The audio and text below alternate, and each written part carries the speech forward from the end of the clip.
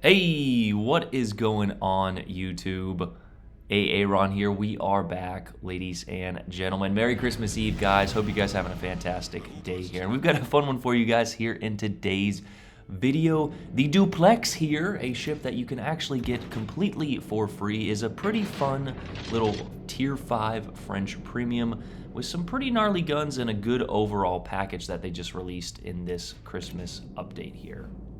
Now, of course, if you guys are planning on buying a few crates and saving up for the Pozharsky or even the Laria here, you don't want to waste them on this, but if you have any left over or you are simply trying to be completely free to play, then I would definitely get this ship. There's also a few other things in the store, and we're going to do a separate video on that. But as you can see, without the Admiralty backing, you can get 3,000 of these coins. That, in combination with the calendar and the free bundle in the store, as well as the weekly missions, will put you well above, I believe it is 4,000, that is the cost of the Cybersense for this ship.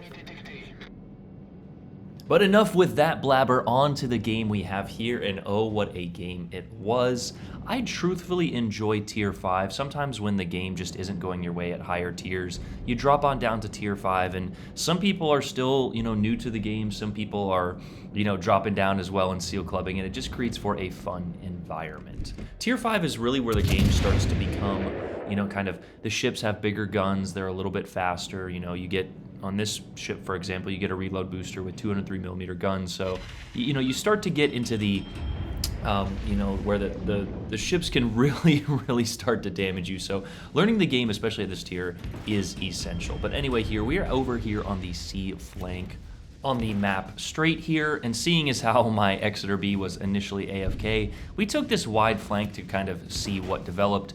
Knowing that the destroyer is most likely in the Bravo cap, we are relatively safe from detection. However, this thing's armor scheme is a little trolly. You actually have some decent armor, which is covered by kind of a few millimeters of outer casemate there. However, in our very first game in this thing, I was kind of bouncing a few shells, and then, well, yeah, I got meme lord there. So just make sure you're paying attention to your angles. And in all honesty, especially at this tier, sometimes it's better to be broadside than it is to be somewhat angled. But here we kind of have a unique engagement here, where it seems the ships on this flank, with the exception of the Montecagole there, have all abandoned their side. The Koenig is coming over from the middle here, so I decided, we're going to wait and see what these ships do. If they push into us, we do have a sonar, torpedoes, and access to that reload booster, and that is exactly what the Montecagole here is doing.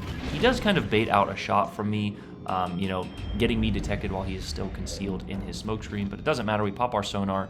His smoke is going to run out before he can kind of, get beside us there, and we're not really in danger of anything else. So patience, as I've always said, patience in a cruiser especially is going to be your best friend. But we're going to go ahead and pull the ultimate move here, as we actually managed to fire a salvo over that island and connect a few penetrations.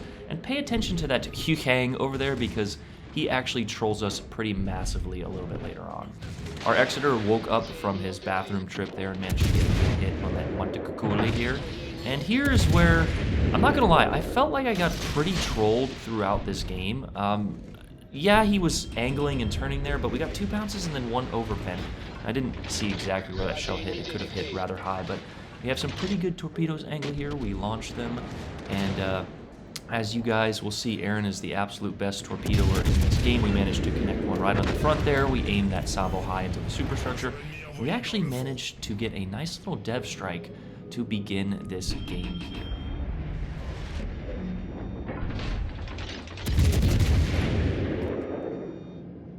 That is when we notice that this Nevada is pushing pretty heavily into the middle here, so we're going to take a few crossfire salvos on him.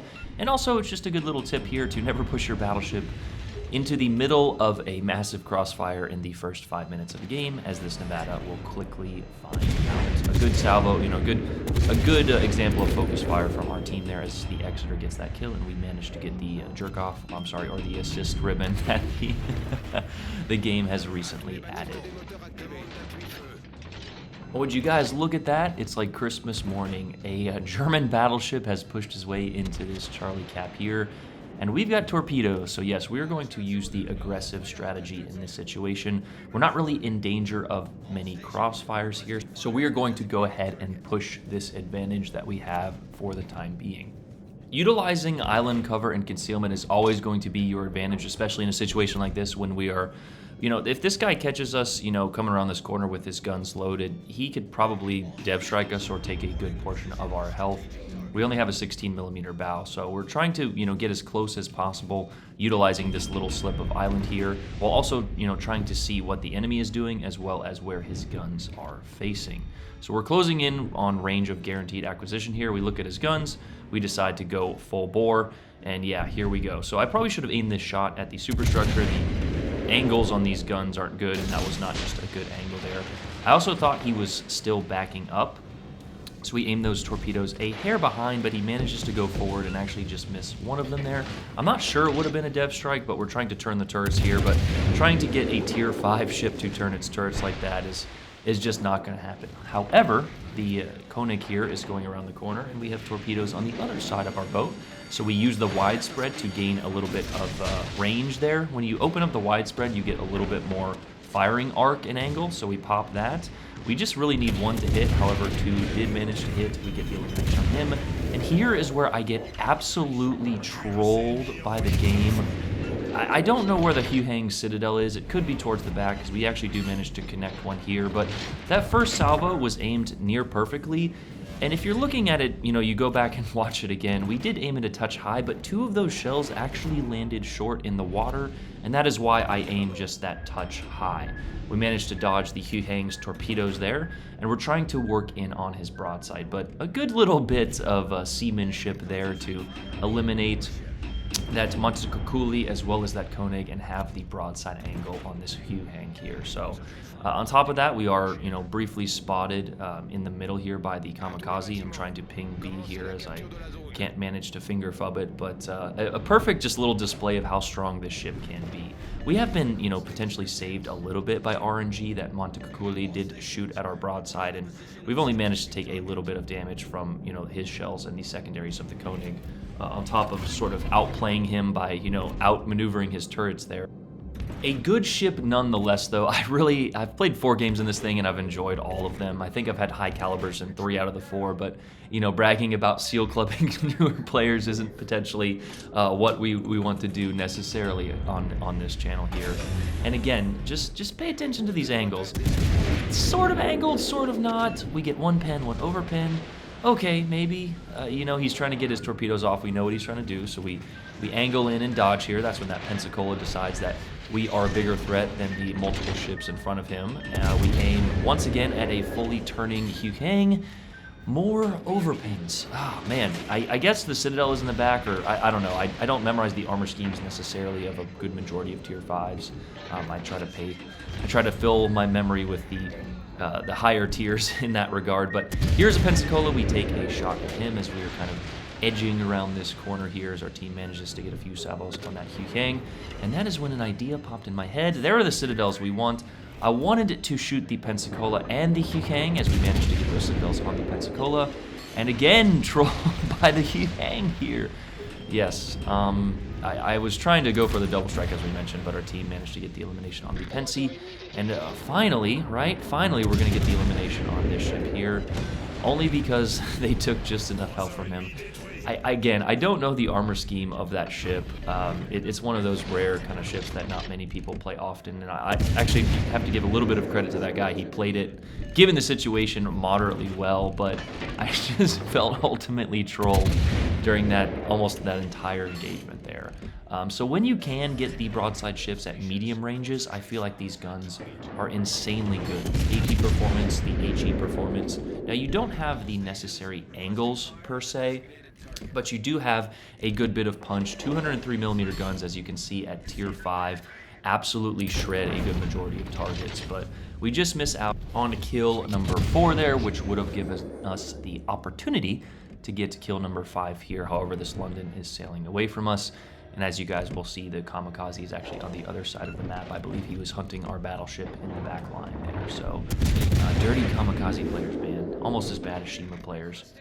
I remember a long time ago, there was this one guy who he was like bragging about his win rate, and his most played ship was the Kamikaze. And he's like, brother, you're beating up on third graders here, man, and you're trying to you're trying to brag about that, but alas. Anyway, there's that Kamikaze. We take a few poorly aimed shots at him, but this game is over nonetheless. Not anything over the top there, but 100k at tier 5, 4 defense, 3 kills, 4 jerk off or assist ribbons, the dev strike there. And yeah, this ship is a lot of fun, and on top of that, it's free. I know that seems to be kind of a hot topic or debate right now in the community, so yeah, but I hope you guys enjoyed that one. We're going to speed to the end of the game here and of course go over the stats, modifications, and the commander guide that we were running for this particular game. But there you guys have it, the Duplex with a nice little 2840 XP first place finish and a good little outing there for this ship. I thought it was Dupleix, but actually it is Duplex, like the housing structure here in America, but yeah, I looked up that pronunciation before this video. A good looking ship here with a decent camo. Now you will notice she is pretty high out of the water, and that will come to bite you later, but first we're going over our modifications here. Only access to 2, of course, because it is tier 5, but aiming systems in slot 1 and propulsion there in slot 2. You can make the argument for pretty much anything. I even turret traverse there in slot 1, but it's just kind of how you feel playing this boat. Modifications in loadout here, or consumables in loadout. The sonar, 2.8 of torpedoes, 4.0 of ships there. Engine boost is a nice little addition there. We're kind of running a meme build with go all out. And there, of course, is your main battery reload booster. We get access to 4 with Azure Lane St. Louis. That's kind of one of her unique traits there, and that is the commander we were running with her main skill of increasing the reload there, as well as cooldown time for all consumables. But in the first slot, we were running Burn It Down XXL. Igniter in slot 2 there. Go All Out, which is kind of a meme build here. Probably need to switch this for Velocious or Sponge even. And then, of course, the 4th perk there in the 4th slot is Bonjour with the enhanced main battery reload booster and the additional charge, as well as fully packed. I also believe I closed out of this before going over Mikawa and Membeli as my inspirations, but those were our inspirations. It's kind of a build I have for St. Louis and Charles Martel and Henry even, but that is just kind of the build we quickly threw on it. Any build is really going to work on this ship. I just believe St. Louis is going to make it just that much better. But there she is available in the store. Before we go over her stats real quick, I kind of missed that, so I'm going to throw it in at the end here. And as promised, here are the specs and or stats for the Duplex here. Survivability 34,900 with a 10% torpedo damage reduction. 4x2 203mm guns with a 15.1 kilometer firing range and a 13.8 reload.